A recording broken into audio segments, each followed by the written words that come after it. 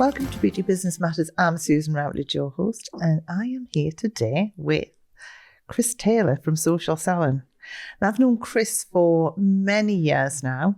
During lockdown, well, just after lockdown was the first time when we sort of did anything business-wise where Chris didn't come over to Malta to the event because just for restrictions, but we ended up Zooming you in, didn't we? Yeah, we did. and then we've been doing events again, but like Chris is one of my business mentors as well.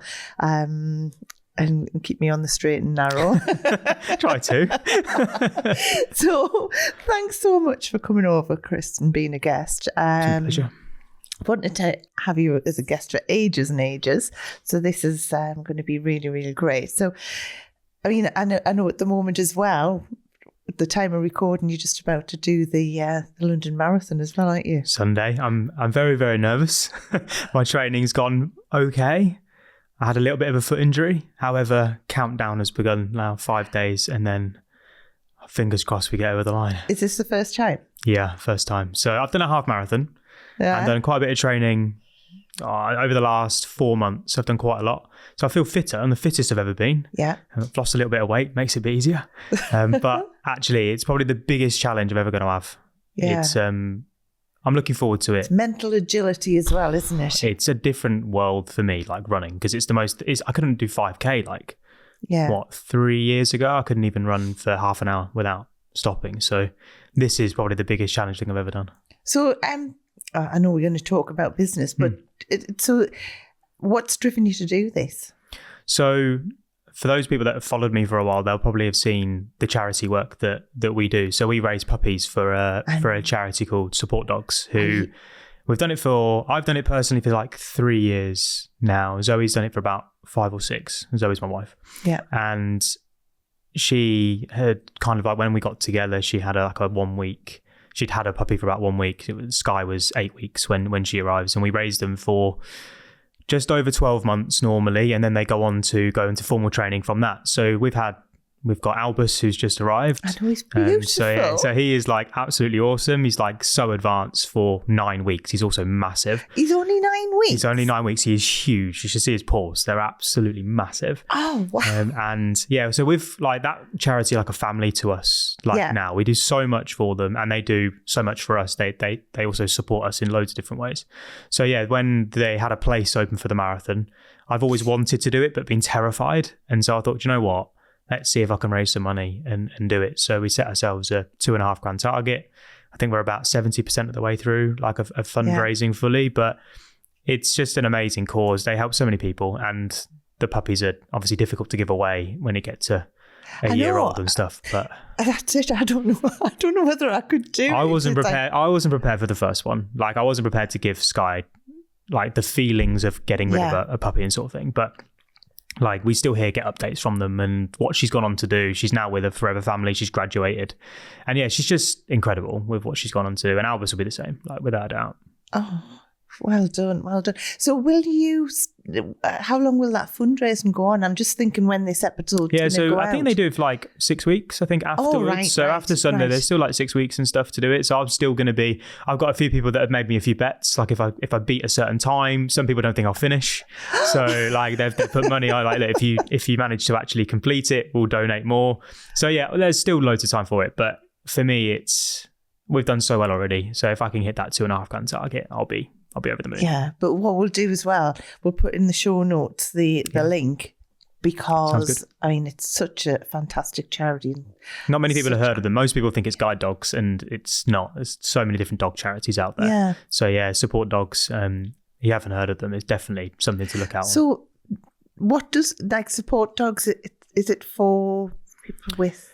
So it's people with autism, epilepsy, and just basically families with disabilities in general. So they're trained specifically depending on what it specifically is that they're designed for. So if it's autism, there's autism training. If it's epilepsy, seizure alert, they can sense. For each person, it's different, but they can sense when someone's going to have a seizure and give them enough awareness to be able to get saved. So Zoe normally does all the spiel about Support Dogs.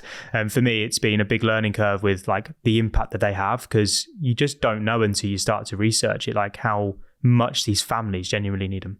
So before we move on, so with Albus, do you have to do training, or do you just have to be mum and dad? The basics.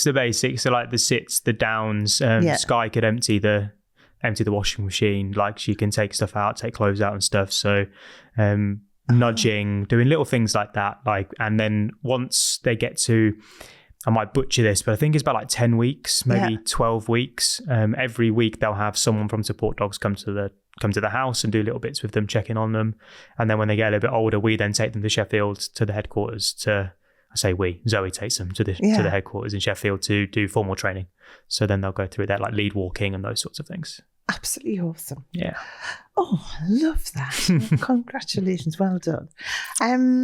Right. So you. Yes. Over to you. So Social Salon, see, awesome business. And I know we were at an event yesterday and you were speaking, and you've also spoke at like some other events that I've been to, and you came out to Malaga and spoke at my event there. Absolutely brilliant at what you do. Thank you. How did it start? Oh, I accidentally got into this, really. So when I first started my first company, I didn't have a following. I didn't have an audience at all. So across all the social media platforms, I had the typical, I used LinkedIn for work, I had an Instagram for fun. And I remember I watched a video online, some influencer that basically said, look, if you want to become known and make business easy for you, then just to document what it is that you do. And for me, I've always been someone that if you give me advice, I'll follow it to the letter and I will exhaust and squeeze every little last drop out of it. And so I committed to it. So I started a property company initially, and I thought, well, I'm 23. Who on earth's going to give me any money to go and find a house? Or we chose an Airbnb type model, and it was really, really difficult without being somebody that people knew. Like even friends and family laugh at you when you first start doing this thing. They doubt you left, right, and centre. So for me, it was I needed to get known. So I started networking, I did loads of different events all up and down the country. I was still working at the time. And what was work? What were you doing? I worked for a car leasing company. So I put actually a lot of my sales success down to what I learned around relationship building when I worked for ALD Automotive as the company. So I was a customer service exec, then went to account management, then into account development from there, and then progressed out. But like for me, it was so much effort going to different events, doing hundreds of miles a week. It was ridiculous. And I thought there's got to be a way of leveraging like this. And so I started to basically just take photos of everywhere that I went. Rather than business cards, it was follow me on Instagram, connect with me on LinkedIn, add me on Facebook. And that audience then just grew and grew. I committed to keep sharing my journey. A few different pieces of content did really well. I did a lot of podcast stuff like this. I got out there and got myself known in the space, which no one knew me to begin with. I partnered with different companies that put me on their stages. And I guess for me, it was just about really telling my story of where I've come from and what I've done. And then from there, my following grew to about 25,000 across a couple of different platforms. Over how long? That was over 8 months. So there wasn't really anybody on Instagram at the time talking about what it was that I did at that point. And were you doing video? Was that like it was talking to camera, or was it images? Awkward videos, yeah. So if you actually watch my first ever videos, they're terrible. I couldn't communicate particularly brilliantly back then, but I just thought I'm going to get better. It's like taking the plunge and doing the first video, or even just like the first photo of you doing something. But I think that people like the imperfect, don't they? Like, so, when something's too polished. They do now. I think like back then, especially because I hadn't really done anything. Yeah. So I built an audience up, but actually people still take the mick. I was chubbier back then. It was easy to take the piss, right? It was constant. So like the imperfectness actually held me back for quite a while and stopped me from putting myself out there. And overcoming that actually was probably the biggest success and biggest win that I had, because from that point, the moment I stopped caring, although I do kind of care a little bit still. Yeah. Like the moment I kept telling myself, don't care about it, like keep going, was the moment where authenticity was obviously everyone knows the word now, but back then it was really difficult to be authentic online because you had huge influencers, the Paul brothers as an example, that are literally perfect pretty much when it comes to what they're putting out there. They're the standard. And when you're not hitting that standard, you doubt yourself, and there's no one to support you because there wasn't really anybody around me that like encouraged me to do it. It was a choice that I made. But now, as it's progressed and I've kind of gone into what I do now, authenticity and rawness and openness has become the thing that people are craving, because AI, and actually even before AI was here, like the perfect video, people just don't believe it. Like there's this big thing around really showcasing who you are and what you're about that makes the impact now. So yeah, I would say being authentic right at this current moment, I know it's really to be yourself, but like it is the thing that makes the difference. Doubt. So back then though, obviously you must have just some point just felt like giving up and things. So was it a mix of like, were you asking people to comment, or were you just getting comments, and would that be classed as now, like were some of them negative? With that it's an interesting one. So like one of the things which I noticed was that people always teach you like call to action, so like ask a question, ask people if they agree or disagree with you. I found that the harder I tried to get people to engage, the worse it got in terms of engagement. Like it just was lower and lower and lower and lower. When I just was telling stories or giving my opinion and sharing my view, people share their opinion whether you ask for it or not, right? So it all comes down to what you're talking about. And again, the more raw you are when it comes to what it is that you say, and more importantly, you're sharing because you've got a voice and you want to share it, rather than just because someone's told you to do it. Like that's when my best, but also my biggest critics came out at the same time as well. And so for me, it's don't try too hard to get people engaging with you, because people will naturally engage when they relate to you. So put more emphasis on becoming relatable rather than someone that's trying to get a crowd behind them. Yeah. And how often were you doing this? Most days. So I was told every day, show up every day.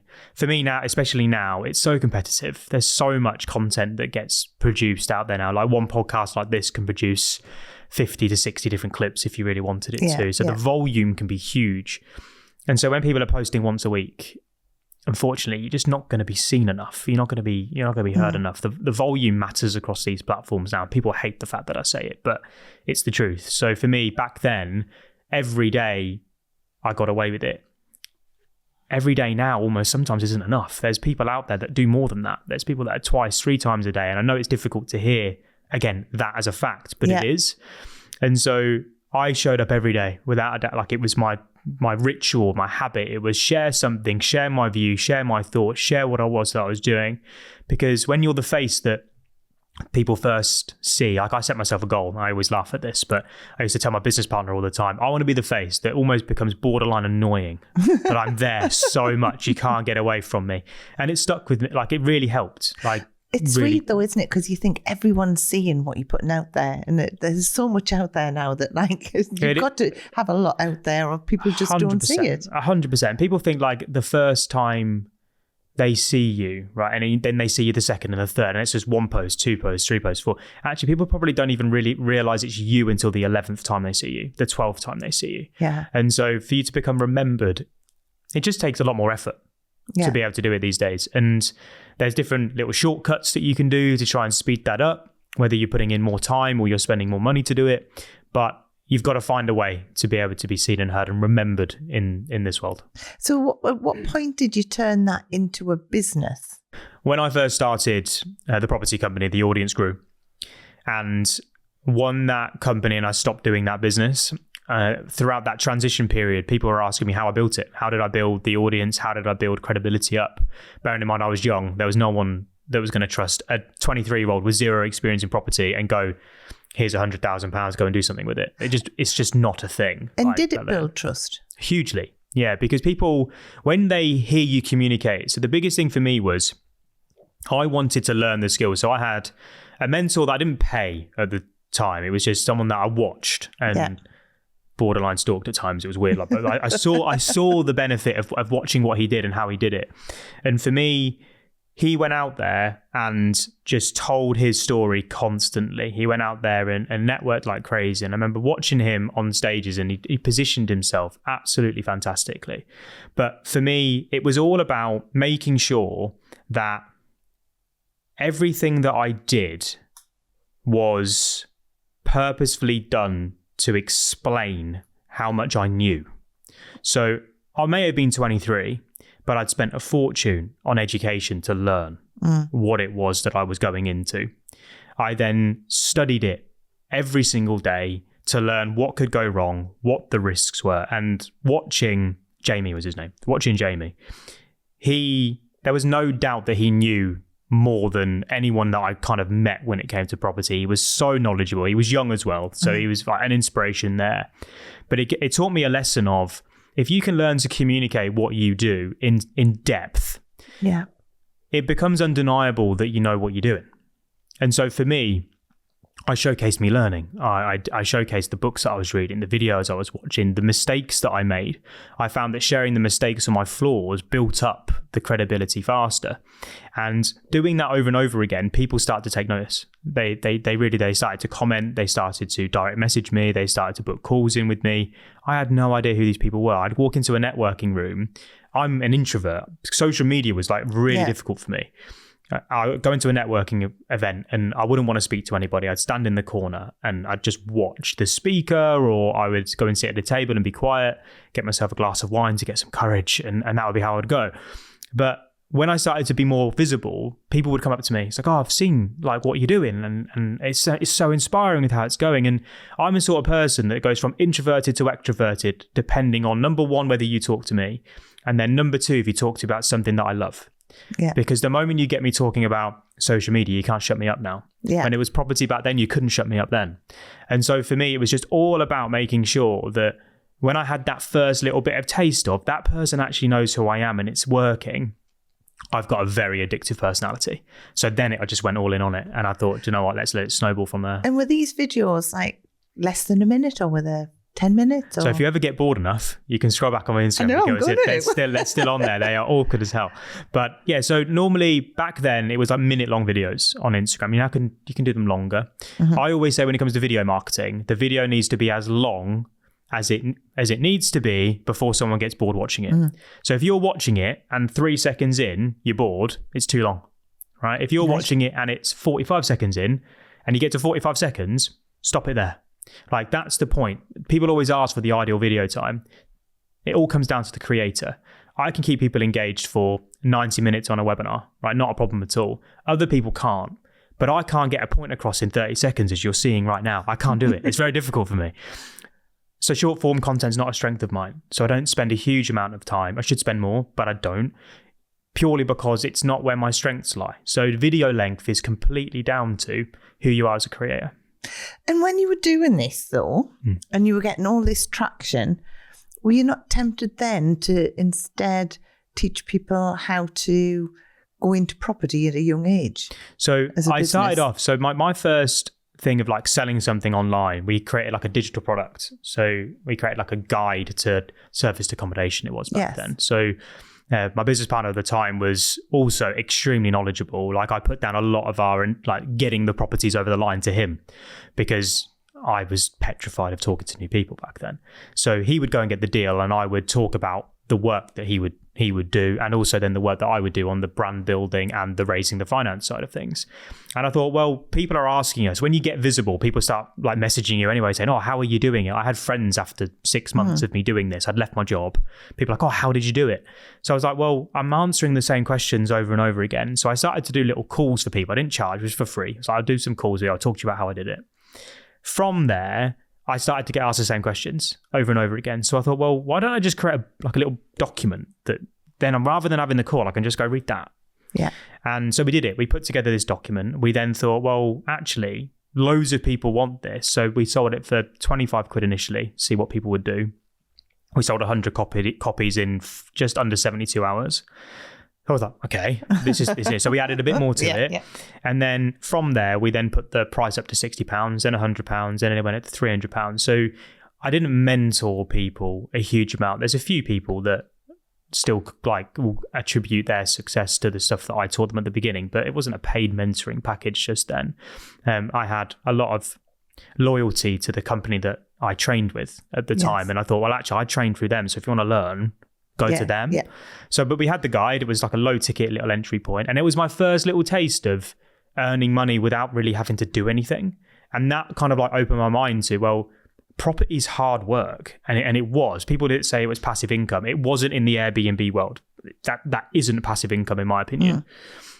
But when I moved into digital products, I create something and I could sell it over and over and over and over again. And I had the audience already there because I'd built it over time. And so I did probably for about a year. But for me, it was something which I fell out of love with the Airbnb and serviced accommodation model when we got too big. That was the truth of the matter. We grew extremely quickly, and we did a merger of some sort, which wasn't the best merger in the world. And it ended up over leveraging a little bit with how it was working. So then I was more of I don't feel that I can teach this now because I'm so far out. I'm not doing it every single day. People had started to ask me, how did I build my audience and how did I monetize it and how did I use it to raise money? And so again, I fell in love with teaching actually. I was like, well, I'll just teach you for free. Just book a call in with me. I'll show you what I did. And then same thing happened. So I did it for free. Then I put 20 quid on it, 50 quid on it, 100 quid on it. And from that point, I realized that I was actually, again, accidentally quite good at it. And I know we're going to talk about paid advertising as well. But at that point, everything you were doing, was that organic? Or when you like saying that, you were selling these guides and everything like that, was that all just organic? All organic. Yeah, it was, again, there's lots of competition in that space now. So it's a bit different. But back then there wasn't a huge amount. So for us, it would have been around 27,000 followers on Instagram at the time. It was put up an Instagram story saying, we've just made an update, who wants it? Get everyone to vote yes. And then send them a direct message with, here's the link to buy. Like it was that simple, for us. And it was, for me, no more complicated than that. But everything up until probably about 3 years ago was all organic, all for free. I didn't pay Meta or Facebook and Instagram when they were separate, or YouTube or Google back then. It was all organic. So the fact that you're like doing paid now, is that just because of the changes in the volume that's on the social media platforms? If it was still the same amount of like traffic, would it still work just doing that organic? And is it now that there's more? Or so for me, it depends on the industry as well with what you're in. But like for me, there's abundance of traffic out there. If you want traffic, you go and earn it. So you go and create and you earn the eyeballs, so to speak, or you buy it a lot of the time, or you can borrow it, I guess, when you go on other people's stages and those sorts of things. But you earn it or you buy it. You can now, I personally believe, most businesses never have a traffic problem. They have a conversion problem, right? So with paid advertising, I didn't do it because I didn't back my sales process enough to give me a return. So most people are afraid of paid advertising because they don't believe that they're going to be able to generate a sale from it. And so it feels like they're just setting fire to their money. It's easier to trade your time than it is to trade your money, depending on your business position, 9 times out of 10. And so people are happy creating content over and over and over again. And if it doesn't give them a result, they're like, oh, well, it's only time. But actually, when you start to use paid advertising and you optimize is obviously a marketing term, isn't it? But when you get everything right. And so when you send person to, I don't know, a free consultation, or you send people to a landing page, which is going to give them a guide of something, or you send them to a video, which talks to them all about acne or something like those sorts of things. And it then generates a sale at the end of it. Marketing 101, if you can find a machine where you put a £1 in and it gives you £5 out, how many £1 would you put in? Right? You go and find as many pounds as you can. And so for me, I had my first experience of that 3 years ago, where I had a £300 product and I paid Facebook £60, and £60 generated me that £300 return, give or take the numbers. Like give me just with that. And I realized that it's not linear, so you can't just keep spending. Eventually it breaks and you need to create new creative and you need to do different things. But the biggest thing for me as to why I like paid advertising, especially when you're on Facebook and Instagram, is that it's location specific. So the people that are listening to this podcast in that beauty space, right? The majority of people are going to be wanting to get their content in front of people that are probably within a 20-mile radius of their salon or clinic. Yeah. Right. If you are posting on Instagram organically, you can't get that location definition sorted unless you pay them. And so you can get 1 million views on a reel, but it doesn't mean that 1 million views is in Doncaster. Yes. It could be 1 million views in America, Australia. It could be all around the world. Now, you like to think, well, if there's 1 million people there, at least some of them in Doncaster will see it. But you don't know that. There's no way of quantifying it. Very difficult ways of tracking it. And so I always find if I get a good bit of content that does well, let's say it gets 5,000 views if you're only getting 50, or it gets 10,000 views and you're only getting 100.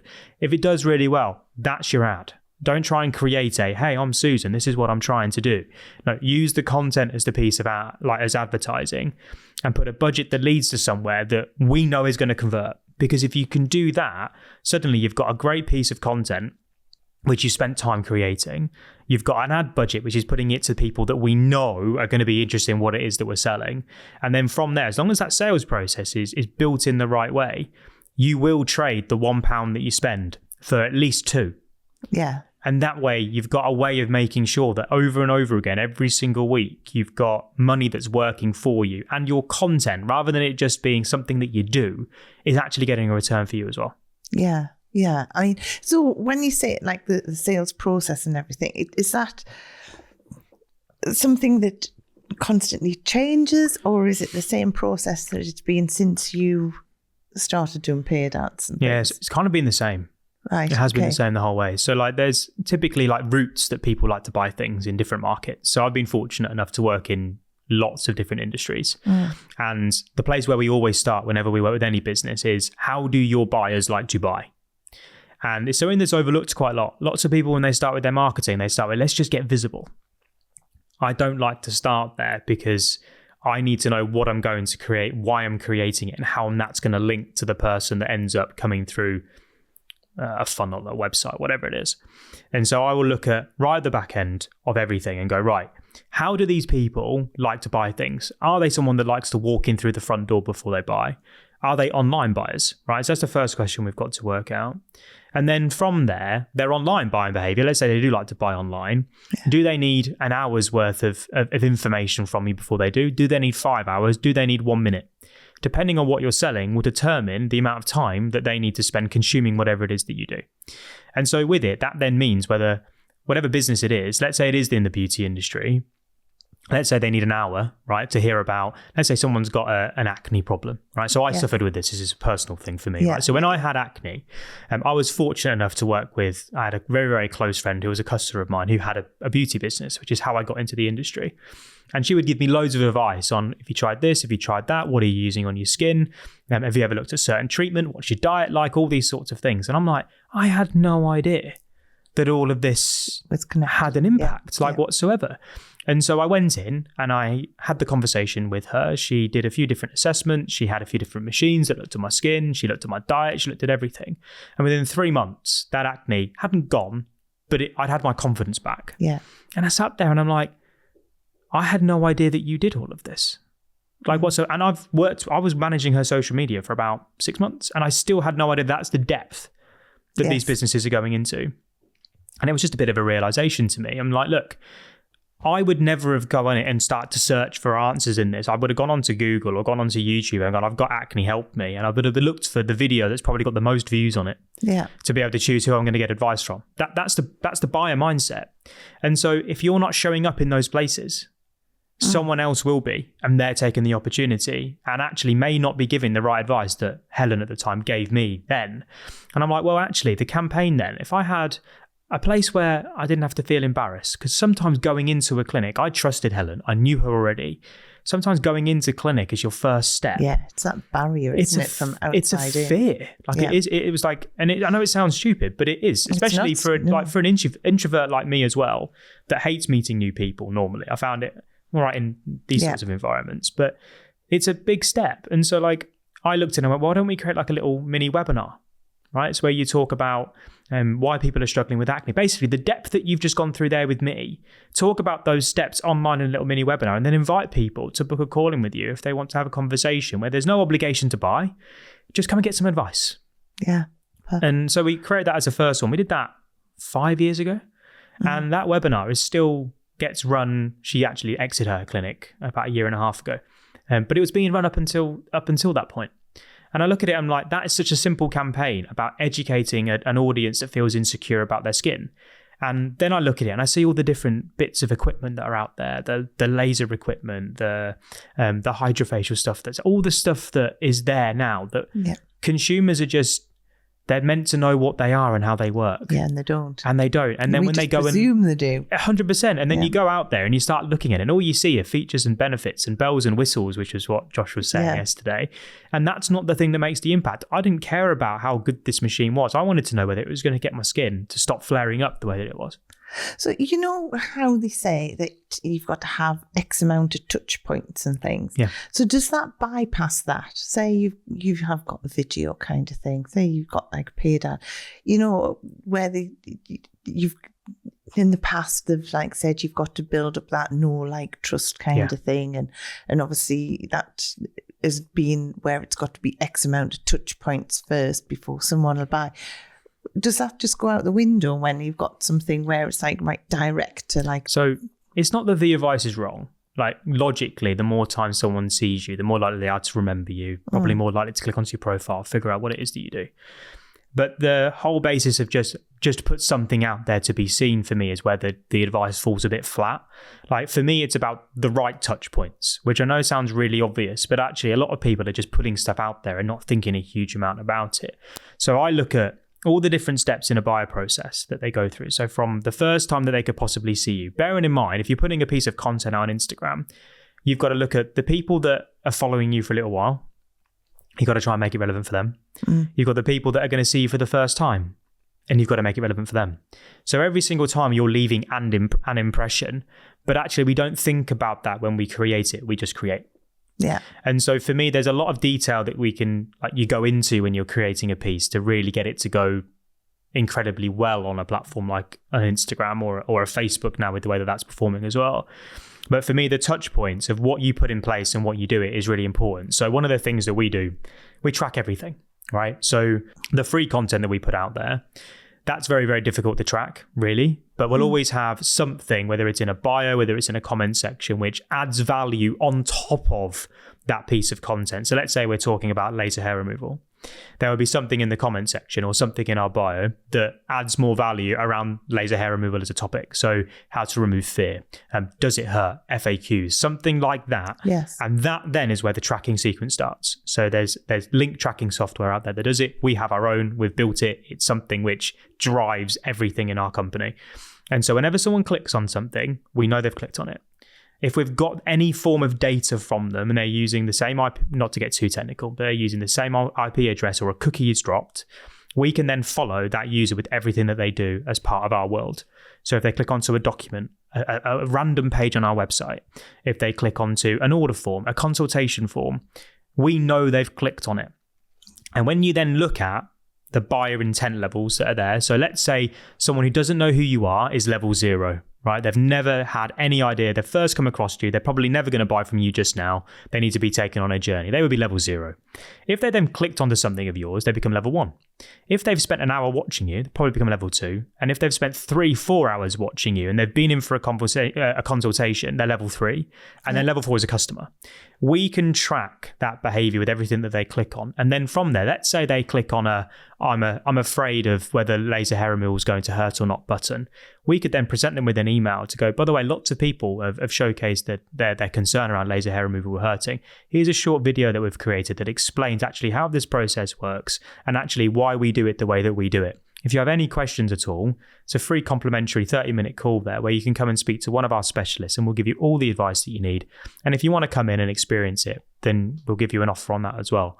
You've personalized the touch point. Yes. And that personalization is what increases the likelihood of them actually buying from you. So to answer your question, as I said, I can't answer things in a short way, right? I have to add the context.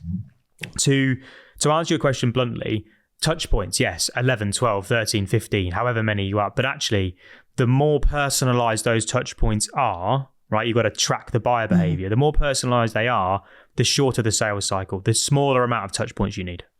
So, when you're saying about you've got this software kind of thing, so someone just doing organic, just doing the odd posts and things like that, now, is it really that is just going to give you awareness? That's possibly not going to give you sales.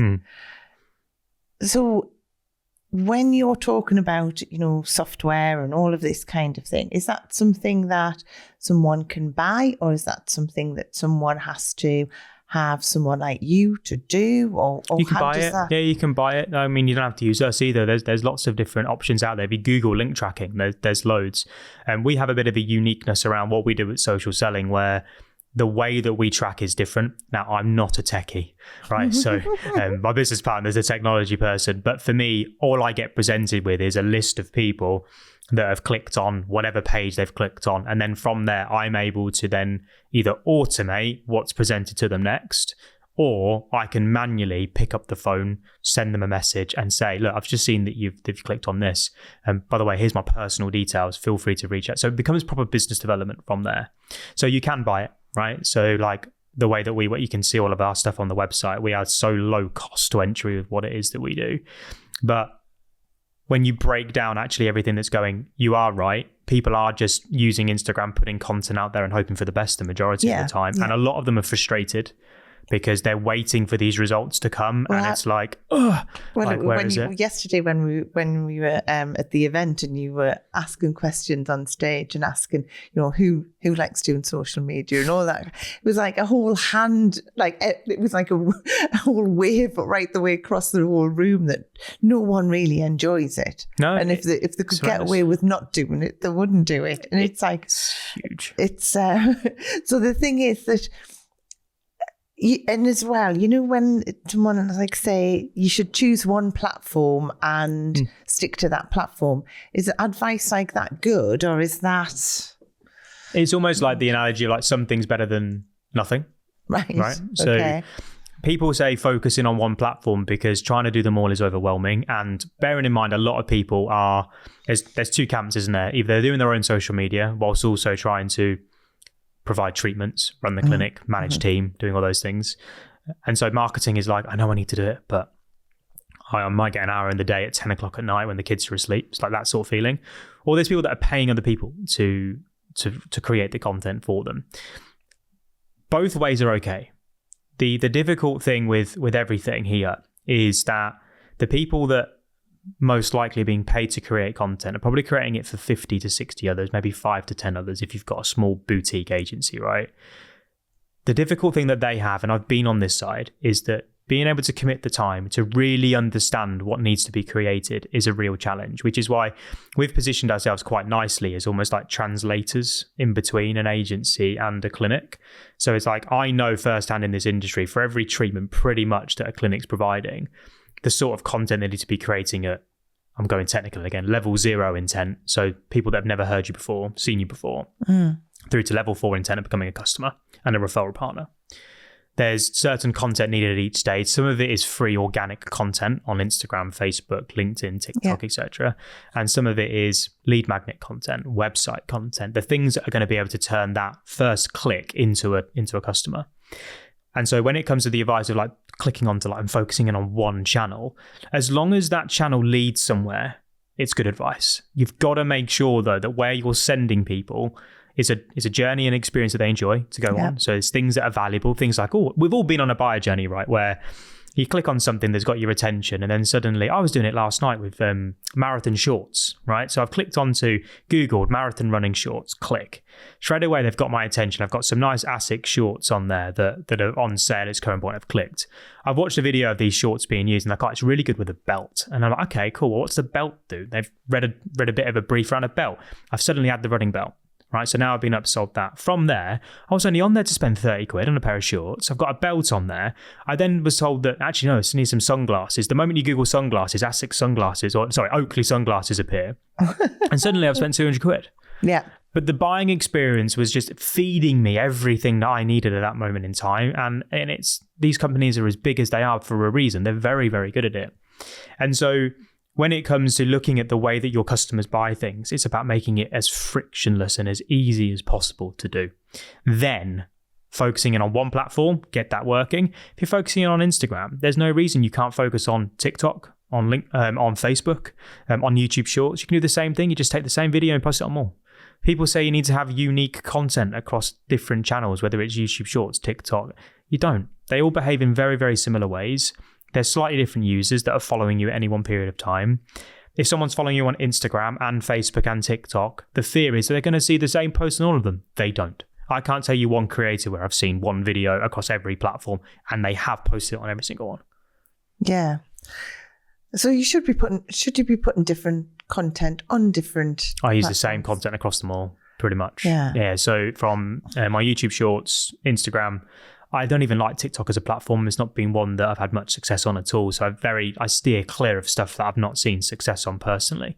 But I would put it on TikTok. Facebook Reels now are doing incredibly well in that way. So just putting it out onto the same one. I've even heard advice. Now, I've put this to the test on my profile and it's worked for me. Getting one reel, right, and just posting the same reel 3 times on the same platform at the same time. So at 7 o'clock in the morning, a reel goes live. The same reel I post again at 7:01 and then at 7:02. It sounds ludicrous, but one of those reels will outperform the other 2. Okay. Explain to me the logic. I don't know. No idea why. But then I just go back and I delete the other 2. So it's not a huge issue. Is there a trend on that? Do you find that it's the first, second or third? Or is it like that it's random. Got traction? No, just traction. Absolutely random. So if you think, again, not to go too technical, and I don't claim to speak to the platforms like a huge amount. And I look at the research papers and stuff that they do. But when a piece of content is distributed, it will basically allocate it and put it in front of the people that, number one, are following you, because it's like, well, if they're following you, they've got to be interested in what it is that you're sharing. So it takes it to like basically what it would call the people that are online at the time, your active people. It will look at, right, who are the top X%, 3%, 5% of the people following this account that are active right now that we should serve this piece of content up in front of to test whether it's something that they're interested in. If they watch it, engage with it, it then goes, right, if they are, let's put it to another few percent, see if they are. And then another few percent, and then another few percent. And what happens is that those views get accumulated until it reaches the percentage of people that go, nah, not for me, and scroll past it. And the moment that time is stopped being spent on that piece of content to the audience that it believes wants to see it, it stops dead. So you'll notice that an Instagram piece of content will keep going and going and going, and then suddenly, it's not being shown anymore. And what it's doing is, when you're, again, the logic behind it, this is my opinion, it's not fact, this one, but my opinion is that when you're sharing the same piece of content 3 times, and it's picking different demographics, and the first time that it shares it, if you're only posting it once, if it doesn't get that selection right, unfortunately it's going to die a slow death. But if you're giving it 3 opportunities to, it's got a higher probability of being served up to the people that actually want to see it. Now, again, I've not tested this long enough to say and recommend everybody doing this right now, but I do test everything. The reason why we've been around for so long is because I only just share what it is that we do. And you can see on my Instagram, I test this and it's there. I keep them both live for about 4 or 5 hours at a time. So 3 posts, 5 hours at a time. And after 5 hours, I delete the other 2 off. But it's something I just find fascinating. So the algorithm is always changing, isn't it? Well, they say the algorithm's ever changing. So could that be 4 weeks down the line that the whole thing around that will change, or is it now pretty constant what's happening? So I don't think there's one algorithm. I think there's hundreds of algorithms that they've probably got built. And again, just an opinion. Like, I don't know that for fact, right? But I imagine there's loads based on different behaviors that it's setting and modeling off. But like for me, human behavior is what this is based off, and human behavior does change. So what we're interested by, what captures our attention, changes by the day. So the US president only has to do something before suddenly the whole world is in absolute carnage and chaos, right? And then suddenly everyone's talking about it, and you can't get away with it. You see one piece, then you'll see 100 pieces. Yeah. So it feeds off what it believes you want to see. It's why if you load up your Instagram and go onto like the magnifying glass, everybody's For You page is different. So what's on yours will be different to mine. Mine used to be working out, training, running. Now it's babies, marriage, and everything like that that's happening because my life's changing. So the platform is so quick at adapting to what it believes that you want to see. And so with it, as creators, and this is why getting the right advice is so important. Like, if you're still creating the same stuff that you were 3 years ago, 2 years ago, 1 year ago, and you've not adapted to what the real hot topics are right now, you're just going to be left behind. And because there are other people that are doing it. And so they're the ones that are capitalizing on being very, very flexible, dynamic, creative with what they're doing. So from what I'm gathering, someone's got to be like constantly learning. Yeah. The way I'm thinking is that you love it. Mm-hmm. So I make money from it, right? So it's different for me. I hate social media, right? I'm a person that works in social media and I despise it. It takes up so much of my life. It's toxic. I scroll endlessly. My wife hates me for it, right? It is a thing which in the evening, I've got my phone in my hand. She knows I'm on social media. So for me, it's not that I love social media. It's that I know how to use it to the point of which it really benefits my life and my customers' lives.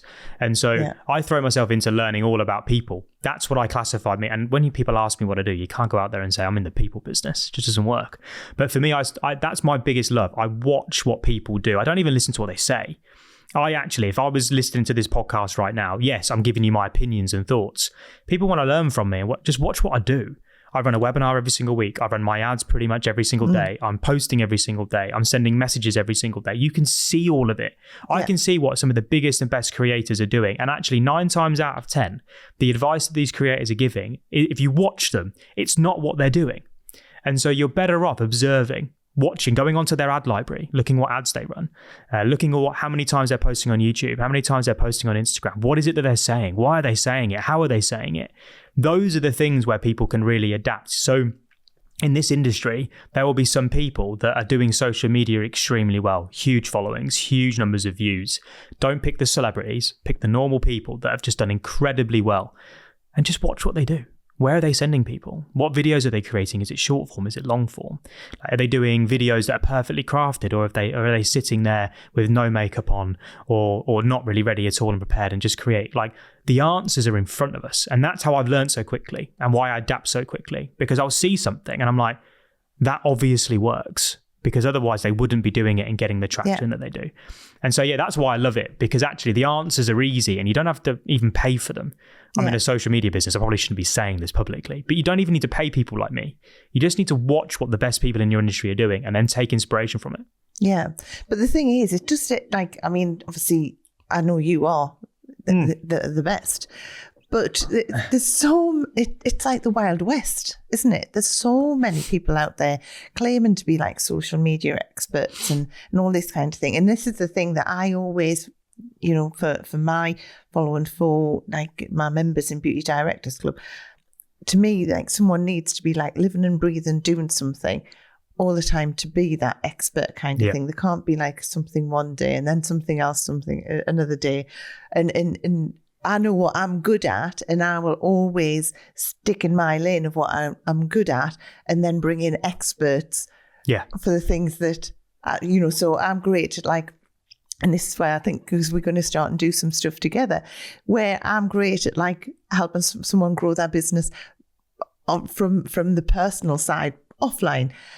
I wouldn't even know where to start on your side kind of thing. And that's why I think it's like, they say having you as a business mentor is genius for me. Well, I think like one of the things which I've also been, I guess, fortunate enough to is work with some really, really good people, like over the years, like customers. I mean, like they've had some fantastic people that have put their trust in me. With what you do, your biggest thing is being able to spot places where people can really make an enhanced profit and also get their time back. I've seen you do it. I've worked with you for long enough. I know that's where your strengths are. And also you work with and are so connected in this space that, for me, I don't know anyone that's more connected in this industry than you, right? So that's where your strengths are, and it's about leveraging them. Of course it is. And so, like, for me, the marketing in the social media world is the Wild West. I don't claim to be a social media expert. I don't. I'm not someone that's got 1 million followers. I'm not someone that's got hundreds of millions of views. There are people that outperform me every single day. For me, my specialist and the thing that I show online everything is I know how to turn the lowest amount of views into the most amount of money. Yeah. That's what I can do. And every single week, people can watch me do it. right? In lots of different industries, for lots of different people. People talk about me helping them with their accounts all the time. It's not even me. I've got a small team behind me that we do so much work. I don't know how we get it all done. It's literally insane how hard they work. But with it, it's focusing in on your strengths. So yes. I know that my strength is I can find and look at someone, spend an hour with them, and I know what they're good at, and I know where their strengths are, and I'm very good at creating a message that other people relate to for others. So I can sit there and typically within an hour sell someone's service probably better than they can, which sounds horrendously arrogant, but it's just a skill that I've got. And as well, I think sometimes you're too wrapped up in what you're doing. So and it's hard. Someone looking from the outside looking in, you know, you just get so wrapped up that you miss the key things. The things that buyers need to hear. And so like that for me is what I love to do. Getting to know someone, sitting there, having the conversation, being able to see the strengths in them that they don't see, and then getting them and being able to extract it from them so they can communicate it. Because in a world where everybody thinks that they're more visible than ever, the majority of businesses still best kept secrets. Yeah. All the time. And so like if I can find some of the best businesses that are not getting the opportunity that they deserve and just start actually coming in and giving some advice of, look, maybe say this and say this in this way, let's get this built in this way. It's amazing how quickly suddenly they don't need millions of views. They don't have to spend a huge amount of money. They just need to optimize what they've already got, because lots of them are leaving, especially in this industry. I can see a salon that goes from doing £50,000 a year to £200,000 a year in under a year by just looking and managing what they've got better. Yeah. It's insane. I think I was talking about this yesterday. Obviously I look from the offline side and you know, when I go and do salon visits, you know, the first thing I'll do is like go to other businesses around about, ones that you think are key to like florists and things that should know what's going on around. And I just always like say, you know, my friend's moving into the area. She loves facials. Where would you recommend? And it's, you know, it's never the business that like, and it can be like a door or two doors away. And it's, everyone always, I think, everyone knows about their business and everyone knows locally about their business. And everyone thinks that everyone online knows about their business, and they don't. No. And it's like, it's, you know, and again, I think it's because, I mean, in our industry, there's 40,000 salons out there. It's large, yeah. All out there on social media, like a lot of them, you know, in the same areas. So it's like, it's getting yourself so that you stand out and get seen, get heard kind of thing. Yeah. So I love what you're doing. Yeah, it's like, for me, I've met so many people that you work with inside the Beauty Directors Club, right? And there's so much talent in there. And I know that they're going to listen to this probably, and they're going to hear me say, I'm going to pretend that I'm speaking directly to them here. But they hold themselves back in the fear or the lack of time. So it's the fear of what other people think, or it's the lack of time, or it's that they don't really know what they should be saying. It's one of those three things. And so if we can overcome and just get them to create one video to begin with. So I had this with a client this morning where we're exchanging voice notes back and forth. 4 days ago, the idea of creating a video made us sick, right? So it's like, look, send me just one video, right? Just pretend no one's going to see it. Just give me some advice of what it is that you do. She's not in this industry. She's in a different one. That 1 minute, it was shocking, right? She hated every second of it. I looked at it and went, probably not your best, right? Good job it's not on social media. But she practiced then the next day. And then she's done another 3 then the next day. And now she's just sent me through a half an hour potential YouTube video that I watched and I listened. I didn't watch it. I listened to it as I was driving down. It's like a different person. Yeah. This is literally 6 videos later. Suddenly she doesn't care that the camera's there. Yeah. She's just speaking freely. She's umming and ahhing like there's no tomorrow. Guess what? Editing exists for a reason. Yeah. You just edit them out. It's not a huge problem. And most people stop when they make a mistake. Yeah. I'm like, just pause, carry on. It's not a problem. And so for me, it's about making content easy to create. So if I'm going to give you like a top tip or something, it's about putting yourself in a position where content is easy to create. So like we're in a fortunate position here, right? Where we've got a setup, a beautiful setup that you've got. We are here for 45 minutes. And then from there, after this 45-minute conversation or however long it ends up being, we've got content that can be just churned. There's so much of it that can be taken from this because actually having a conversation is easy. Yeah. Right. So it's not a problem. Same with in clinic. Like if you have to, whenever it comes to creating a video, you've got to think of the idea. Then I'm like, okay, well, how am I going to say it? Then it's, okay, what am I going to record it on? Oh, actually, how's the lighting going to work? Oh, then I've got to get a mic on. By the time that you've done all of that, you're 45 minutes into prep, and guess what? You're probably not going to want to do it, right? Yeah, so ran out of time, didn't have time. It's so difficult for people to do it. And it's why, like, when you invite a videographer around to come and sit there and do it, it's challenging because then you're under pressure. Yeah. Right? So if there's a camera pointing in your face, like, right, say something good. You're like, I don't know what to say. Yeah. And so I find people that find it really difficult. It's not easy. Right. You just got to start though with speaking in front of a camera, just getting your phone and just speaking in front of the camera and getting used to it. Because then after you've done 15 or 20 of them and you realize that actually this is not that hard, you just got to get into the momentum of it. Suddenly you can create a video when you've just got an idea as you've come out of the shower, right? Okay, maybe put some clothes on and get ready, then do the video and speak at it and get it done. We don't need to overcomplicate it. Some of the best creators in this industry aren't in clinic creating videos. They're out and about just giving their thoughts on the way things are changing, what their customers should be hearing, and answering questions that actually need answering that haven't been answered before. That's the approach. You could always as well. I mean, I find it easier having conversations. I really, really do. I find it really, really hard talking to myself and like in the guys. We've said this before, haven't we? Yeah. 100%. You know, like doing solo episodes and things like that fills me with dread. Yeah.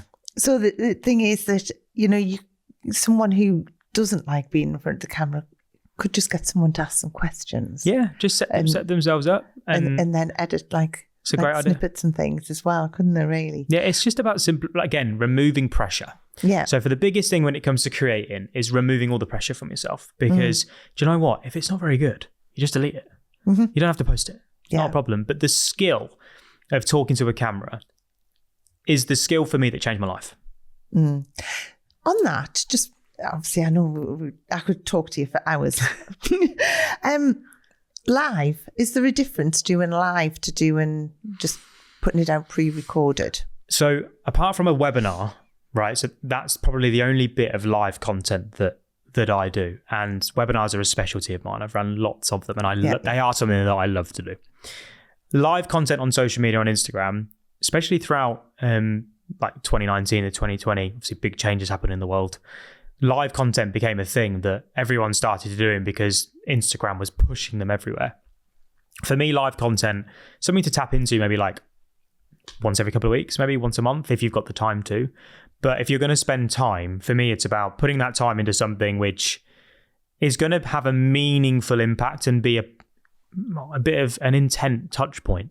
So I would look at every single treatment. If you want the strategy that I work with every single salon, whenever we work together, right, we go through this process. We look at every single treatment that someone wants to sell. We look at the most profitable treatments. We look at the most popular treatments. They're not always the same thing, right? Typically, they're not. Yes. And so we look at it and we go, right, what does every single person that is even the slightest bit curious in the outcome that this treatment can provide need to know, right? So if they've never heard it before, what's going to generate the curiosity? Then what questions are they going to have when they first start hearing about whatever this treatment is? And then what do they need to do and to figure out whether it's relevant for them? Like little things that we do, and we create content. Content doesn't mean social media. Content means something that people watch, read, or listen to that educates them that little bit further on the outcome that this thing delivers. Yeah. I would rather they spend time looking at those journeys for those treatments, which is why I work with people for such a long period of time, because it's never finished. We're always doing new things. I've worked with one salon now for over 19, coming up to our 20th month. And the things that they have added, right? They've gone from doing one laser type surgery to suddenly doing waxing, massage, going into nails they've now started. Now they're selling product. Like there's so many things that then we have to then create to be able to make sure that that sells in the most efficient and profitable way. So I would rather them focus in on most popular, most profitable treatments. Look at everything that they need to create to answer every single question possible so the buyer never needs to go anywhere else for an answer. If you can do that, you give yourself the biggest opportunity to turn a random consumer into a raving customer. Yeah. That's the journey that we've got to create. Awesome. And you said before that you do weekly webinars. And so how can someone watch them? So they're always on our website being promoted. If I'm sure we can put some free resources in the description or something. Awesome. So I'll give you all the stuff that we normally give away for free in this industry. So yeah, go through. You'll receive copious amounts of emails from us, always just sharing videos or sharing things that we think are valuable for people. I run them, like I say, every week without fail. Normally at 10 a.m., 12 p.m. or 1 p.m. I know, you're so good. Always pushing through. If you click onto my Instagram profile, you'll probably then be followed by my ads. Typically how it works. So is that Social Salon or is that Chris Taylor Online? So Chris Taylor Online is my Instagram profile. Social Selling is the company. I've never been a big thing about company branding. It's something that is our next phase as we progress. Everything's kind of been done by mine and my business partner Nick's personal brands. So yeah, Chris Taylor Online is the best place. Come on, Instagram, if you drop me a message, I respond to absolutely everything. Yeah. And it's you that responds. It's obviously. Me. It's always me. Yeah, always me. People are always surprised. I'm a lover of a voice note, as you know. So yeah, I'll always pop back with a voice note normally. I know, I love me the voice note. Yeah. Chris, this has been absolutely amazing, and I knew it would be. And I think we've only just touched on part one, I think. I think we should do 4 parts. Exactly, it'd be good fun. No, it's been great. But time just goes so quick. I know it does, but there's been some real golden nuggets in there, and I can't thank you enough. We'll be doing another one shortly, I'm sure.